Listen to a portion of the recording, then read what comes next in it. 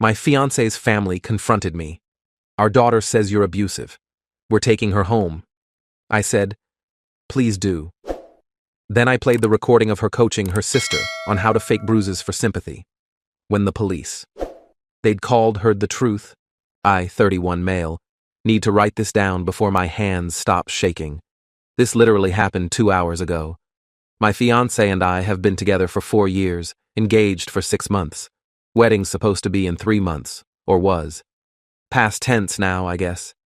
Last week, she started acting weird, pulling away when I'd hug her, flinching dramatically when I'd reach for something near her. I asked what was wrong multiple times. She'd just say, nothing, and change the subject. Yesterday, she went to stay at her parents' place, said she needed space to think. I figured wedding stress, maybe cold feet, told her to take all the time she needed. This afternoon, her entire family shows up at our apartment. Her dad, mom, and her younger sister. The sister's 26 and has been living with her parents for the past year after her own relationship imploded. Real piece of work, that one. Her dad doesn't even wait for me to fully open the door, just pushes past me into the living room. We need to talk. Now. I'm confused, but okay. Sure. What's going on? Her mom's crying. Like full waterworks. How could you? We trusted you with our baby girl. I'm sorry, what? Her dad steps up, gets right in my face. Don't play dumb. Our daughter told us everything. The hitting, the verbal abuse, the controlling behavior. My brain just stopped. What? I've never hit her. Ever. What are you talking about? The sister chimes in, arms crossed, smug look on her face. She has bruises. We've seen them. On her arms, her ribs. Bruises? From what? I don't... Enough! Her dad's yelling now. We're taking her home, away from you. She's terrified of you, you sick bastard. Here's the thing. 2 nights ago, I couldn't sleep. Went to get water around 2 a.m. and heard my fiancé on the phone in the spare bedroom. The door was cracked open. I wasn't trying to eavesdrop, but I heard her sister's voice on speaker, and what I heard made my blood run cold. No, you need to do it higher up on your arm, where it looks like someone grabbed you. My fiancé. Like this? With the makeup? Not makeup, dummy. Use the actual technique I showed you, the toothbrush thing against the ruler. Leaves real marks that fade in a few days, but photograph well. And you're sure this worked for you? Got me 15 Ks in the settlement and full sympathy from everyone. Mom still doesn't know the truth, lol. Just make sure you document everything. Take photos. Act scared around him. Then when we tell them, they'll believe anything. What if he denies it? They always do. That's the point. But with photos and us backing you up, plus you can crash at home and act traumatized. Trust me, you'll come out way ahead. I stood there frozen, listening to them plan to destroy my life. My fiancé, the woman I was going to marry, laughing about framing me for abuse. I recorded the rest of the conversation. Then I spent the next 2 days acting normal while secretly consulting a lawyer and documenting everything in our apartment. Every camera angle, every interaction we had. I even set up my phone to record our conversations just in case. So when her dad's standing there calling me an abuser, I'm weirdly calm. Okay, I say. If that's what she told you, then yeah, please take her home. They all look confused. Her mom stops crying for a second. That's it? Her sister looks almost disappointed. You're not even going to defend yourself? Nope. If she wants to leave, she should leave. In fact, let me help.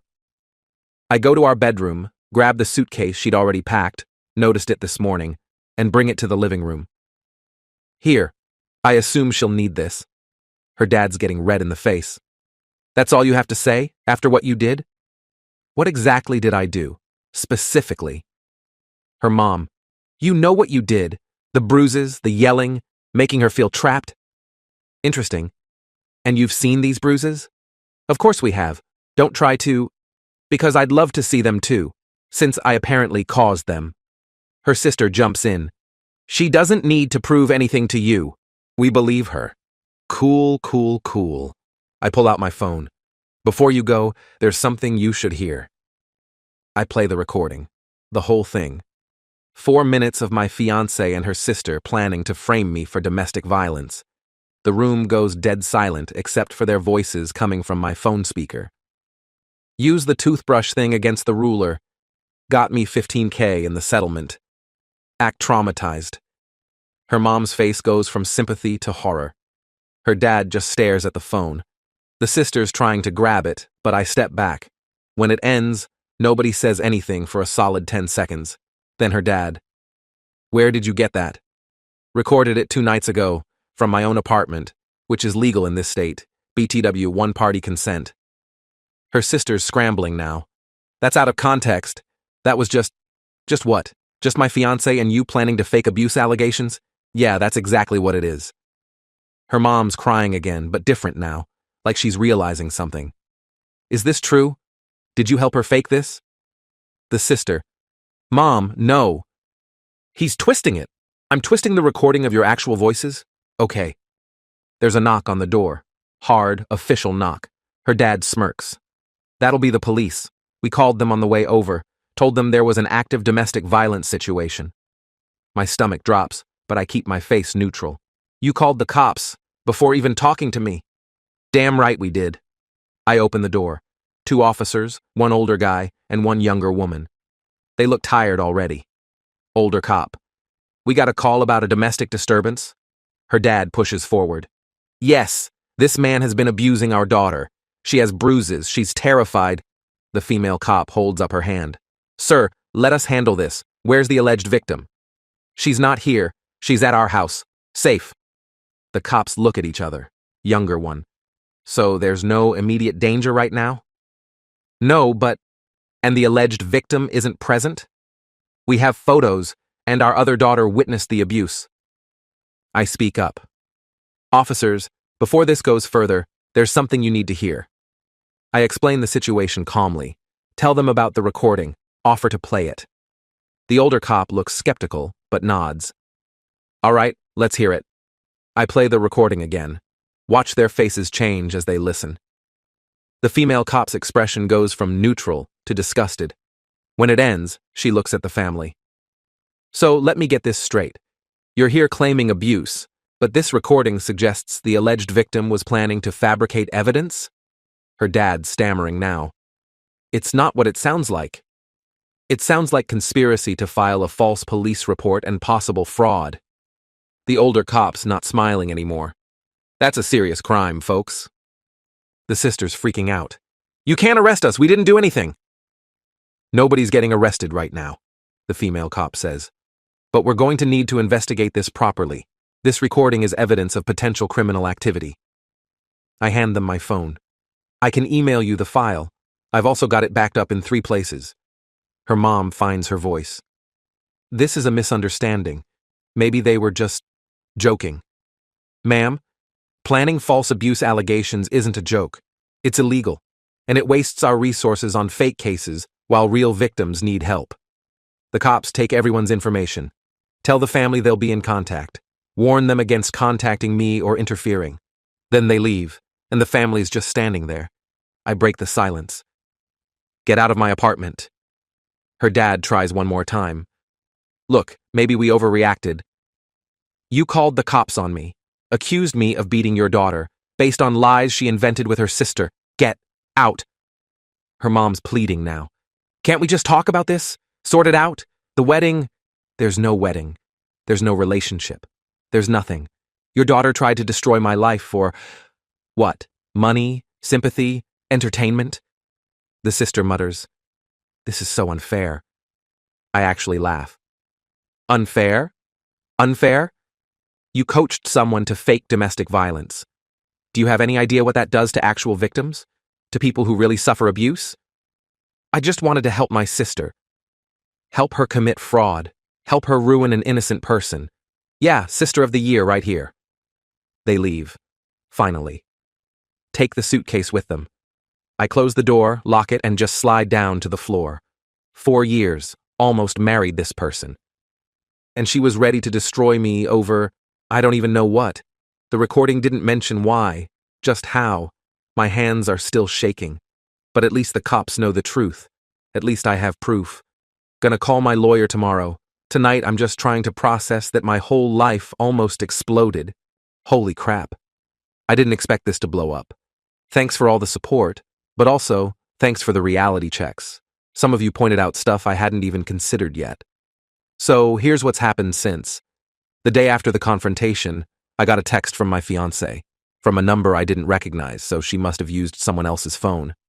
We need to talk. This is all a huge misunderstanding. I love you. Please call me. I screenshot it and sent it to my lawyer. Didn't respond. Then her mom called. I let it go to voicemail. She left a 3-minute message crying and begging me to think about the family and not destroy my daughter's lives over a mistake. A mistake. That's what she called planning false abuse allegations. A mistake. My lawyer, who's this no-nonsense woman in her 50s, called me the next morning. Don't engage with any of them at all. Forward me everything. Every text, email, voicemail, everything. She also told me something I hadn't considered. Even though I have the recording, there's still going to be fallout. In situations like this, the initial accusation sticks in people's minds, even when proven false. She was right. 2 of our mutual friends texted asking if I was okay and if I needed to talk to someone, the implication being that I'm the problem. When I tried to explain what really happened, one of them said, "That's what they all say," and blocked me. My ex-fiancé's best friend posted on social media, "Supporting my girl through a really hard time, sending love and strength. If you know, you know." The comments were full of people bashing me. He seemed so nice. Abusers always hide it well. Hope she's safe now. I wanted to respond. My lawyer said absolutely not. Let them show their cards, every post, every comment, it all helps your case. Case. Because yeah, it's officially a case now. The cops followed up. Turns out when they went to interview my ex-fiancée, she stuck to her story, showed them bruises on her arms and ribs. They took photos, documented everything. Then they asked about the recording. She denied it was her voice, said I must have faked it somehow. Deep fake or editing or something. The sister backed her up, claimed I was a tech-savvy manipulator who was trying to make them look bad. Her parents just stayed quiet. I think they know the truth, but they're not about to throw their daughters under the bus. So now it's a he said, she said thing. Except I have actual audio evidence, and they have bruises that they literally inflicted on themselves. My lawyer got the recording analyzed by a forensic audio expert. Cost me $200, but worth it. His report confirms it hasn't been edited or manipulated. It's genuine, unaltered audio of 2 people planning fraud. Here's where the entitlement really ramped up, though. Yesterday, I got served with a restraining order request. My ex-fiancée is claiming she's in fear for her safety and needs legal protection from me. The irony. She's afraid of me after she tried to frame me for abuse. The hearing's in 2 weeks. My lawyer says we'll bring the recording, the expert analysis, everything. But until then, I technically can't go near her or contact her at all, which is fine by me. I don't want to see her anyway, but it gets better. Last night, someone posted a Google review for my small business. I do freelance IT consulting. 1 star, anonymous account. Owner is abusive to women. Wouldn't feel safe hiring him. Heard stories from his ex. Stay away. 3 more popped up this morning. Same basic message. All anonymous. All posted within 12 hours of each other. My business rating dropped from 4.8 to 3.2 overnight.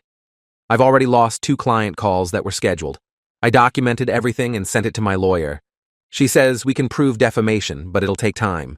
Meanwhile, my income is taking a hit. My lease is up in 2 months. I'm planning to move. New place, fresh start. But I'm also worried about being able to afford it if my business keeps getting tanked. Some of you asked why she did this. Honestly, I still don't know. We didn't fight about money. I wasn't controlling. She had her own accounts, her own friends, went wherever she wanted. The only thing I can think of is that her sister put her up to it. The sister's been bitter since her own breakup. She got some settlement money by crying abuse, according to the recording, and maybe she convinced my ex to do the same. Or maybe my ex just wanted an easy out from the wedding and figured she'd burn my life down on the way. I don't know. What I do know is that this isn't over. Not by a long shot. They're fighting back, trying to control the narrative, playing victim. But I've got truth on my side. And apparently that matters more than I thought it would. Next update after the restraining order hearing. Hopefully with better news. Restraining order hearing was yesterday. Buckle up. My ex-fiancée showed up with her parents, her sister, and a lawyer. Decent lawyer, too, not some bargain attorney. Which makes me think her family's funding this whole thing. She wore a turtleneck. In summer. The implication was obvious. When we got into the courtroom, her lawyer went first.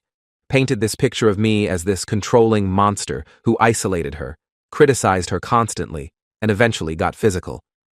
My client has documented bruises on her arms, torso, and neck. She's terrified to be in the same room as him. She needs this protection order to feel safe. The judge, an older black woman who looked like she'd seen everything, asked to see the photos. They had a whole folder, professionally printed photos of bruises, close-ups, different angles. My ex's face in some of them, looking scared. My stomach dropped. Even knowing the truth, seeing those photos was rough. They looked real. They looked convincing. Then my lawyer stood up. Your Honor, we acknowledge these photos exist. However, we have evidence that these injuries were self-inflicted for the purpose of framing my client. She submitted the audio recording, the forensic analysis, and a timeline showing my ex went to her parents' house the same day the family confronted me, conveniently right after the coaching conversation. The judge listened to the recording. Her expression didn't change, but I saw her jaw tighten. When it finished, she looked at my ex-fiancé. Is this your voice on this recording? No, Your Honor. He manipulated it somehow. The forensic analysis shows no manipulation.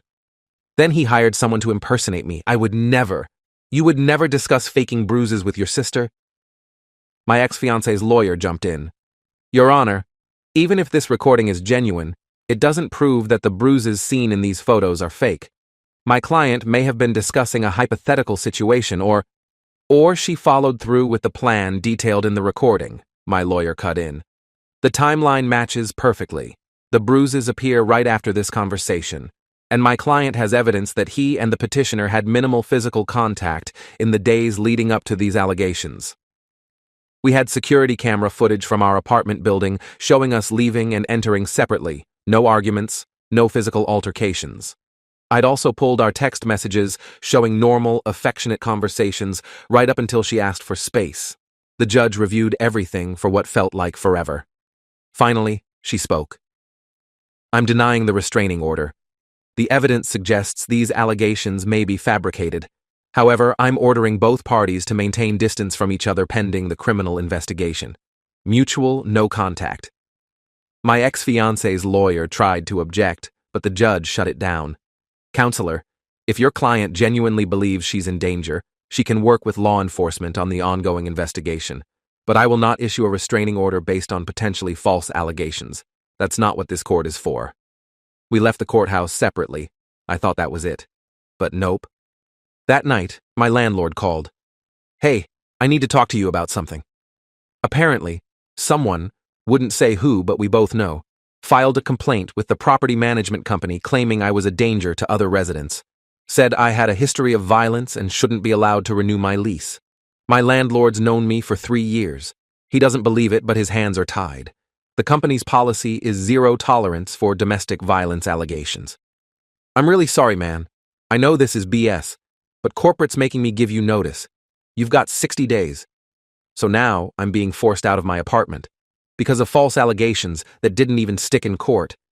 My lawyer says we can fight it, but it'll take longer than 60 days and probably cost more than it's worth. Fine. I started apartment hunting. Then came the employment drama. I got a call from my biggest client. They're a mid-size company I do ongoing IT work for. The CEO wanted to meet in person. I showed up thinking it was about a new project. Nope. Listen, this is awkward, he starts. We received some concerning information about you. My chest tightens. What kind of information? Anonymous tip. Said you're under investigation for domestic violence. Included screenshots of social media posts about it. Those posts are based on false allegations. I can prove. I believe you. I do. But our legal team is worried about liability. If something happens and it comes out, we knew about this and still worked with you. Nothing's going to happen. The restraining order was denied. The judge saw the evidence. It's not about what I believe or what a judge rules. It's about perception. I'm sorry, but we're going to have to pause our contract, at least until this all gets resolved. That was $4,000 a month in steady income. Gone. I've lost 3 other smaller clients too. One just stopped responding to emails. Another sent a curt message about going in a different direction. The third straight up said they didn't feel comfortable working with me. My business is bleeding out, and there's nothing I can do about it except wait for the legal system to work. Oh, and the sister? She's apparently telling everyone I threatened her during the initial confrontation. Never happened, but try proving a negative. My ex-fiancé's social media is full of vague posting. Staying strong, truth always wins, believe women. The comments are disgusting. People calling for my business to be shut down, saying I should be in jail, hoping I get what's coming to me. Some gem comments. Men like this always play the victim. He probably recorded that conversation after threatening her. Why are we believing a man over a woman in 2024? Nobody asks for proof. Nobody questions the narrative. They just pile on. But here's the thing that keeps me going.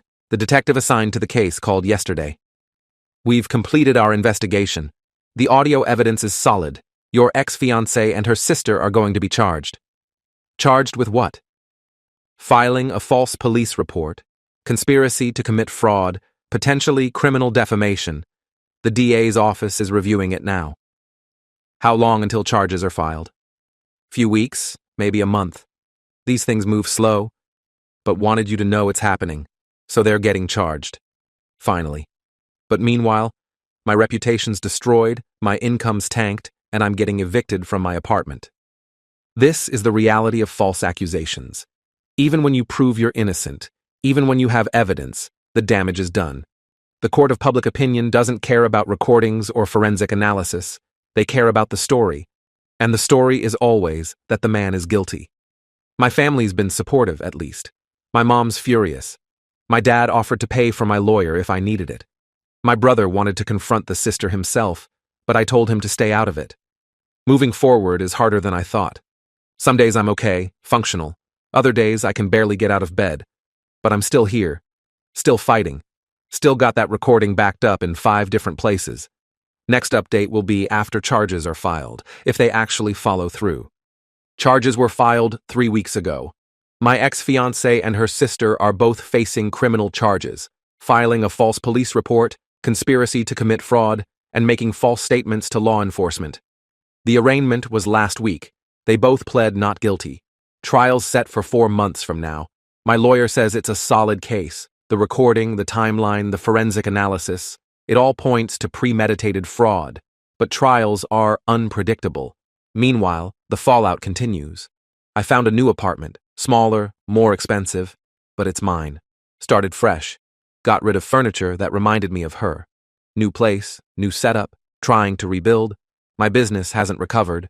I'm down to maybe 40% of my previous income. Had to dip into savings to cover bills. Applied for some full-time positions, but 3 interviews got weird when they Googled my name and found the social media garbage. One interviewer straight up asked about the allegations. I explained the situation, showed him the court documents denying the restraining order. He nodded along, but I didn't get the job. The Google reviews are still there.